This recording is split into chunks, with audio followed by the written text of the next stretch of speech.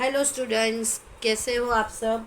आज मैं आप लोगों को 6.2 में यूज़ होने वाली फॉर्मूलाज एक्सप्लेन कर रही हूँ। 6.2 में यूज़ होने वाली फॉर्मूलाज एक्सप्लेन कर रही हूँ जो आपके आगे के स्टैंडर्ड में 6th 7th में ऑलमोस्ट आपने सीखी हुई है। मुझे लगता है तब तक सीखी हुई है क्लियर, पर आपको शायद यह भी याद ना होते, उसका एक रिवीजन कर लेते हैं।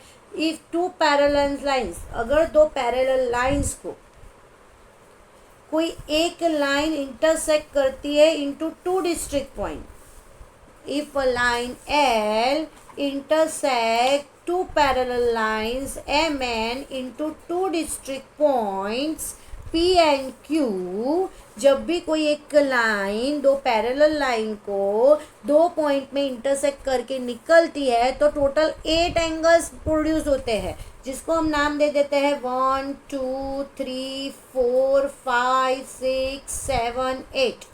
ये देखते ही आप लोगों को थोड़ा तो रिमाइंड होता होगा कि भाई हमने ये सीखा हुआ है। तो जब भी दो पैरेलल लाइन को कोई एक लाइन दो पॉइंट में इंटरसेक्ट करती है तो टोटल 8 एंगल्स फॉर्म होते हैं, जिसमें दो पैरेलल लाइन की बाहर के जो एंगल है उनको बोलते हैं एक्सटीरियर एंगल्स। क्या बोलते हैं? Exterior angles. दो पैरेलल लाइन के बाहर के, ये दो पैरेलल लाइन है, उसके अंदर के नहीं, उसके बाहर के जो एंगल्स बनते हैं उनको बोलते हैं एक्सटीरियर एंगल, जो है एंगल 1 2 7 8। और इंटीरियर एंगल्स, इंटीरियर एंगल आते हैं दो पैरेलल लाइंस के बीच में, बराबर। इंटीरियर एंगल्स दो पैरेलल लाइंस के बीच में जो एंगल बन रहे हैं 3 4 5 6, वो आते हैं आपके इंटीरियर एंगल्स। क्लियर। अब ये जो इंटीरियर एंगल है, एक्सटीरियर एंगल है, या कोई भी एंगल है, जो टोटल 8 एंगल्स बन रहे हैं उनके बीच में कुछ ना कुछ रिलेशंस है। क्लियर। जैसे कि 1 ले लो और 5 ले लो, दोनों सेम देखने में सेम लग रहे हैं, बराबर। फिर 4 ले लो और 8 ले लो, तो इनको बोलते हैं कॉरस्पॉन्डिंग एंगल्स, और कॉरस्पॉन्डिंग एंगल्स सेम रहते हैं। मतलब मैं लिखूंगी 1 = 5, 4 = 8, ऐसे ही एज वेल एज 2 = 6, 3 = 7, और इसको बोलते हैं corresponding angles. Corresponding angles are equal.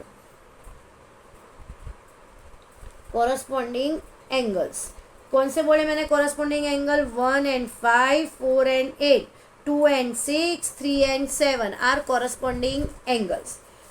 अब यहाँ पे ध्यान दो, 1 and 3 जब भी दो लाइन इंटरसेक्ट करती है एक पॉइंट में, तो 1 and 3, 2 and 4, 5 and 7, 6 and 8, okay, vertically opposite angles, and vertically opposite angles are equal.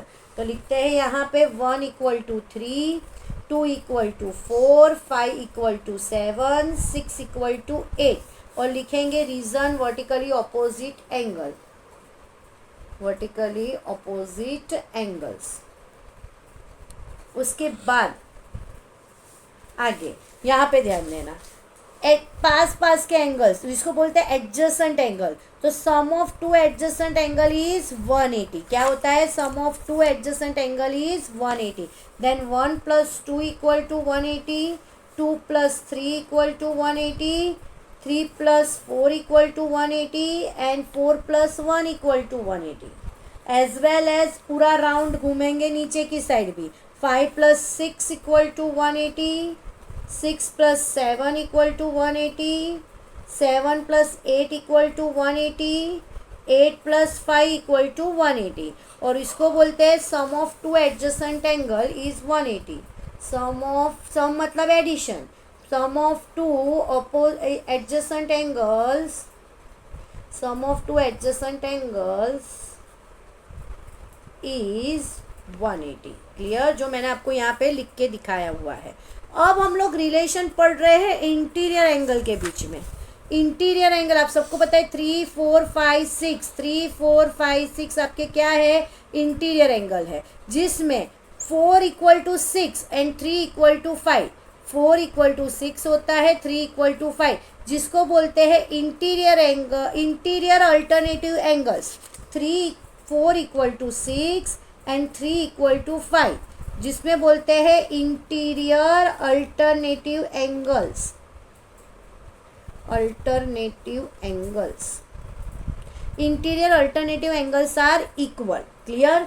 अब last property 4 and 5, sum of 4 and 5 is 180, sum of angle 3 and 6 is also 180, जिसको बोलते हैं sum of interior angle same side of transversal, sum of interior angle same side of transversal.